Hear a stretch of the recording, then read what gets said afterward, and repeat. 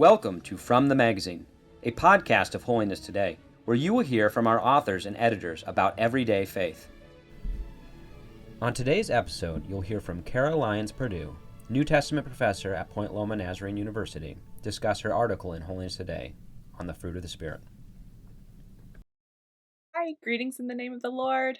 I'm Lyons Pardue, professor of New Testament at Loma, Nazarene University, and it was my honor and privilege to contribute an article on the fruit of the Spirit to this issue of Holiness Today. And so I've been invited to share some of the things I learned or how I approached this project.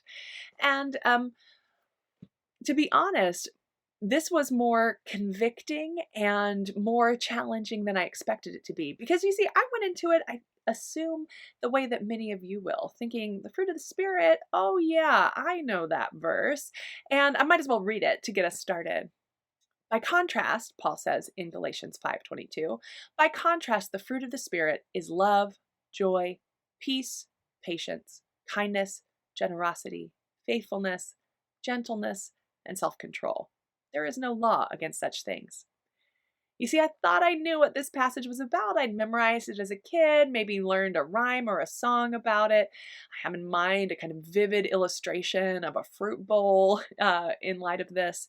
And what I recognized is something that should have been obvious. It's part of what Bible professors say to their students all the time, but that is that while it is good to memorize scripture in isolation, while these can become slogans and memory verses, and we can be inspired by the beauty of the language that we find in scripture, it's real force to bring about change, and its real ability to challenge us into lives of faithfulness comes within its context, the context of, in this instance, the letter in which Paul is using these virtues to challenge his readers.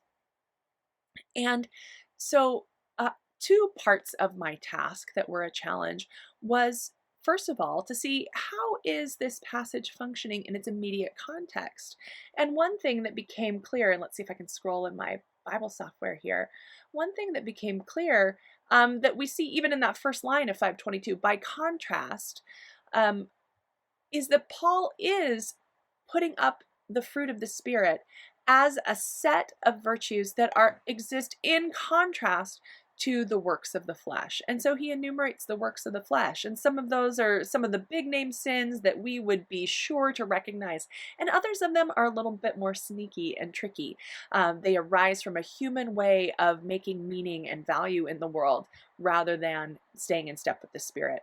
And so within the immediate context, I was truly challenged by this set of contrasts, works of the flesh on one hand and the fruit of the Spirit on the other.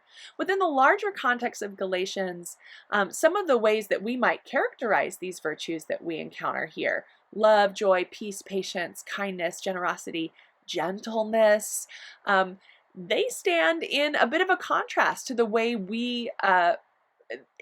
that we read Paul's larger letter to the Galatians.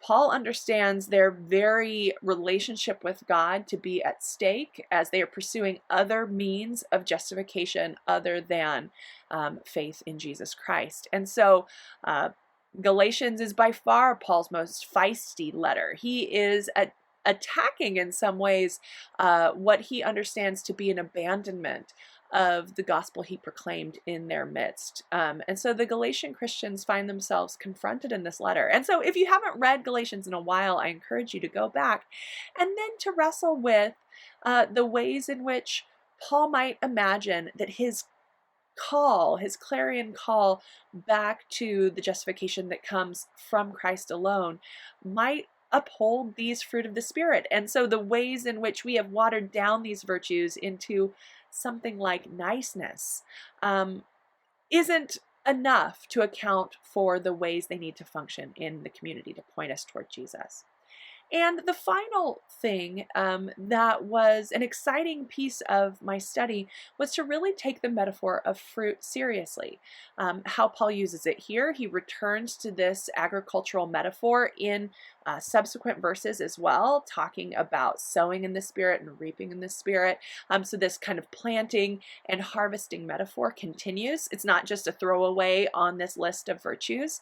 And so how the metaphor of fruit works in Galatians was important. And then also looking more broadly, fruit that is the visible outworking or outgrowth of an internal disposition is a way that John the Baptist talked. It's absolutely a way that Jesus talked, and we know some of his parables that deal with fruit or with harvest, words that are kind of interchangeable for this Greek term karpos in the New Testament. And so I also found that challenging because sometimes we read Galatians as really talking about faith completely apart from works, apart from any visible way of measuring or accounting for these activities. And yet the metaphor of fruit counters that. And so this was an exciting process. I was truly challenged and convicted, and I pray the same for you as you engage with this text and with the article. Thank you so much.